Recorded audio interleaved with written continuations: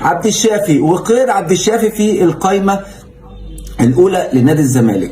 خلينا نتفق يا جماعه، خلينا نتفق ان نادي الزمالك بيمر بظروف ماليه صعبه جدا جدا جدا، وعبد الشافي لعيب كبير مش حابب يكون موجود داخل نادي الزمالك كموظف ان هو بياخد فلوس وخلاص. عبد الشافي عايز يلعب، هيقدر يلعب هيكمل، مش هيقدر يلعب قال ان انا بعتزل. ونادي لا وفوجئ النهارده بان نادي الزمالك مقيده في القائمه الاولى، وعلى الرغم ان هو كان اعلن قبل كده او قال ان هو خلاص انا بطلت كوره بسبب الاصابه وعندي مشكله في ركبتي، واني الموضوع هيبقى صعب بالنسبه لي جدا ان انا اكمل وان انا اقعد اكون باخد فلوس وخلاص. فعبد الشافي كل التقدير والاحترام ليه، كل الحب ليك بتاريخك باسمك اللي عملته داخل نادي الزمالك، وان شاء الله باذن الله تكمل للموسم القادم معانا، وان شاء الله باذن الله تبقى موجود. وده نيجي للموضوع المهم اللي مصر كلها بتتكلم فيه والناس كلها بتتكلم فيه.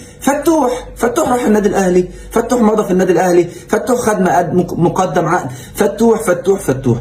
خلينا نتكلم ان اكتر لعيب اتعرض لمشاكل داخل نادي الزمالك الفتره الاخيره هو احمد فتوح، واتقال عليه كلام كتير جدا جدا، ومع ذلك بيدي بيخلص بيموت نفسه داخل الفريق.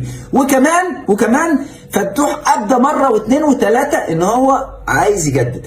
وانا هديكم المعلومه الاكيده لان انا حصل اتصال بيني وبين فتوح كبير جدا واتكلمت معاه في كل التفاصيل.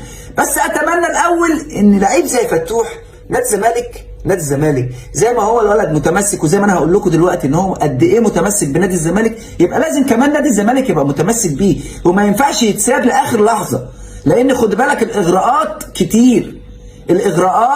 كتير، خدوا بالكم. وده لعيب كوره بيحب الزمالك قولا واحدا، بيحب الزمالك، عايز يمضي في نادي الزمالك، عايز يمضي. ايه تفاصيل المكالمه؟ كلمت فتوح في التليفون وقلت له فتوح مصر كلها بتقول ان انت مضيت في النادي الاهلي، لو انت مضيت فعلا يا فتوح قول لي وانا خد بالك والله ما هتكلم مع حد.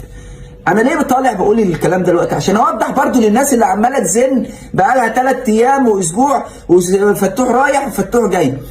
قال لي يا كابتن طارق انا لو كنت عايز امشي من نادي الزمالك لما اتقال عليا الكلام اللي اتقال كنت مشيت، وكنت رحت اي حته، وكنت فسخت، وكنت عملت مشكله، وده تشهير بيا وده، انما انا متمسك بنادي الزمالك لاخر لحظه. بس انا ليا طلب واحد بس، انا عليا ديون وعليا مسؤوليات، وليا 10 مليون جنيه داخل نادي الزمالك. 10 مليون جنيه داخل نادي الزمالك من السنه اللي فاتت. تخيل فتوح عقده اصلا مش مكمل 10 مليون، يعني ليه فلوس من السنه اللي فاتت والسنه اللي قبلها كمان.